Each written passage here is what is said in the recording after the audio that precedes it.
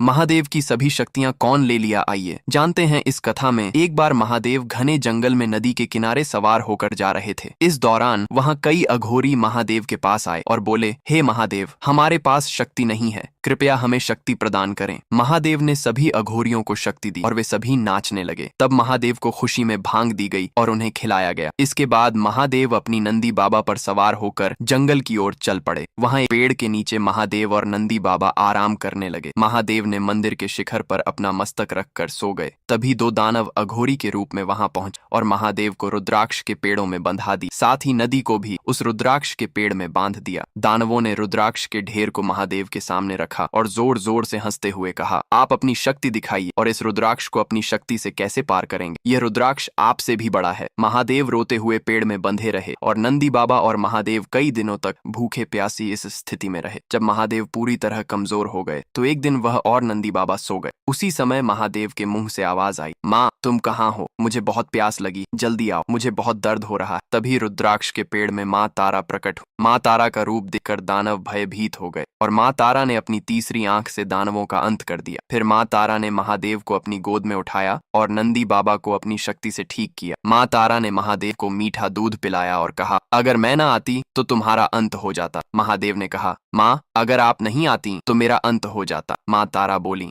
इस संसार में या फिर तीनों लोकों में कोई भी तुम्हें दुख पहुंचाने की कोशिश करेगा तो मैं उसे अपनी तीसरी आंख से समाप्त कर दूंगी और वह कभी भी जन्म नहीं ले सकेगा। महादेव माँ तारा से गले लग गए। तब माँ तारा ने महादेव को एक बड़ा रुद्राक्ष माला पहनाया और कहा, यह माला तुम्हारे रक्षक के लिए है। महादेव खुश होकर नाचने लगे और नंदी बाबा और माँ तारा जोर जोर से हंसने लगे। महादेव शर्मा कर माँ तारा की आंचल में छुप गए। माँ तारा ने महादेव के मस्तक पर अपना हाथ रखा और महादेव बोले, माँ मुझे कोई मीठा चीज नहीं खिलाता, सब मुझे कड़वा ही खिलाते हैं। माँ तारा गुस्से से बोली, जो भी कोई कड़वा या विषैला पदार्थ या फिर तुम्हारे ऊपर या फिर तुम्हारे पास नारियल फोड़ेगा या तुम्हें नारियल का पानी पिलाएगा या फिर हल्दी तुलसी या शंखों का पानी तुम्हारे ऊपर चढ़ाएगा, मैं उसके घर में दुखों का पहाड़ लाऊंगी। और जो भी तुम्हारे ऊपर मीठा पानी या मीठा पदार्थ चढ़ाएगा मैं उसके घर में खुशियों से भर दूंगी। महादेव रोते हुए माँ तारा से गले लग गए। तभी माँ तारा बोलती है, जो कोई इस कथा को देख रहे हैं उसने मेरे महादेव बेटे के लिए लाइक और सब्सक्राइब नहीं किया है।